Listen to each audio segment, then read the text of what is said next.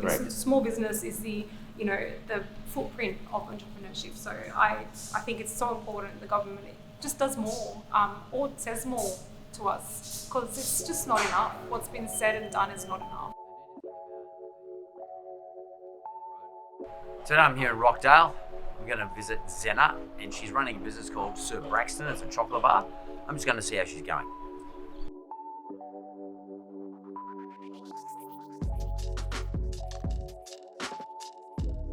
What's like your go-to meal? What's everybody been really loving ordering from you especially during the COVID period? Food-wise or sweet wise? Sweet. Sweet. It's a roulette box. Roulette box. Yep. I'll have one of those.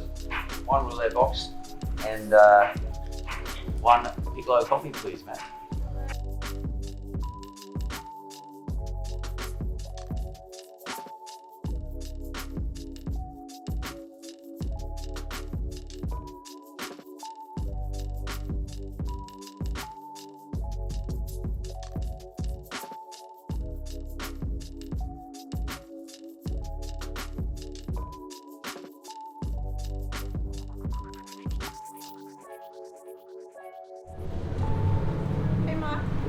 Thank you. Roulette box. Beautiful. Look at that.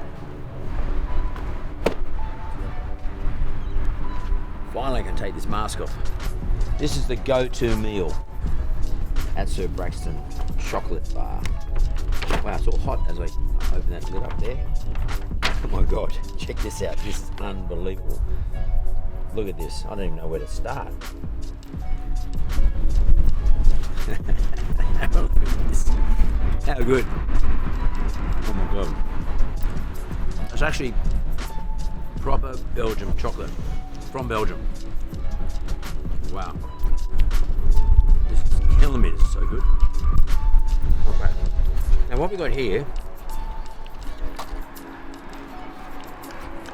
I'm going to remove the healthy stuff for a second. We've got actually chocolate pasta. That's right, chocolate pasta. So I'm going to take one of these, which is, by the way, coated in chocolate sauce. Oh. Wow. Actually tastes like chocolate. The pasta itself. That is awesome. This is fucking awesome. Seriously, really good. I love it.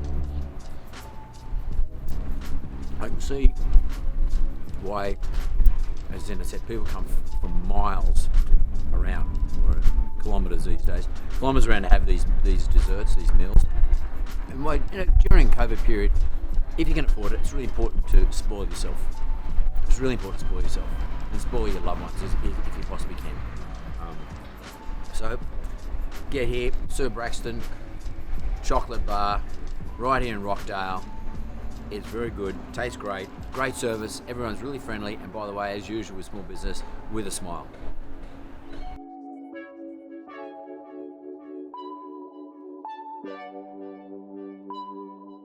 So Zena, one of the things that's really important to me is that for me, I see the small business community as being part of the infrastructure of New South Wales. We talk about infrastructure like roads and bridges and tollways and all sort of stuff. That's great, but the real infrastructure for me that needs investment by government is the small business sector, because you connect people. Someone like you're doing a lot of good stuff every single day. You're hanging in here. You're being transparent to your landlord. Trying to. Well, you are, but you do, and you've experienced a tough period when you had your Newtown shop during the last COVID lockdown. So, what I'd like to do on behalf of everybody that's part of our environment, in here is $5,000. Oh my God. No. Yes, I insist. That's on behalf of everybody that you look after. Thank you so much. I did not expect this.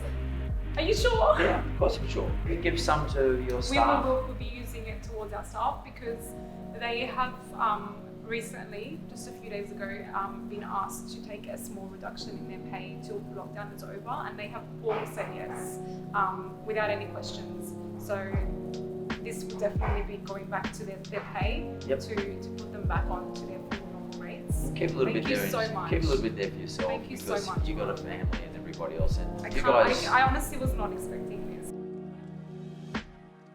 when people come into the shop, they come in not just to get a coffee or get you great desserts, but they also come in to talk to someone and say hello and see your friendly face, and they're all supporting you, you're supporting them, so it's so cool. We just try.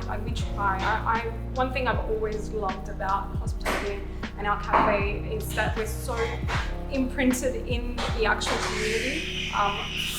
No big business provides opportunities for entrepreneurs like small business does. Correct. Small business is the footprint of entrepreneurship. So I think it's so important the government just does more, or says more to us, because it's just not enough. What's been said and done is not enough. They need to think about the roadmap for the rebuilding, the roadmap for recovery, not just how they fix it, how they rescue us at the moment. I just don't think What they are we doing see. for the future? I don't think they actually see the long-term effects of what they're doing. I mean, how many people are going to be turned off opening their own small business after watching how we have struggled to survive on our own without real leadership or real guidance? That's a really good point. On what to do. Well, it's very interesting. I'm out here at Rockdale. I spoke to Zena. Zena's the proprietor of Sir Braxton. She's got a business partner. A couple of things that I learned from Zena is that obviously her landlord's been very, very generous to her, and she's done a deal with the landlord. And I keep talking about this: be a good communicator, open communication with all the people you owe money to. Make sure all the people you owe money to know what your position is, and hopefully you can do a deal with them. Second thing, she's been very good with her staff. So where she can, she has managed to put her staff on shifts. Of course, that's a tough call, saying to your staff, I'm going to have to take you from 8 hours a day down to 8 hours a week. But nonetheless, she's done that because she's trying to be loyal to staff who are loyal to her. At the end of the day, people who are in the sweets division, maybe even alcohol, I'm talking about sweets in terms of desserts. When we're doing it tough, we like to reward ourselves. And if you remember that, which she has done, she's remembered that, then you've got to play on that. You've got to tell people about it. You've got to make sure you're always there. So Zena's always there in the shop. And she's doing that to save money on staff. So good on her. And another good example of the fabric of the small business community in this country.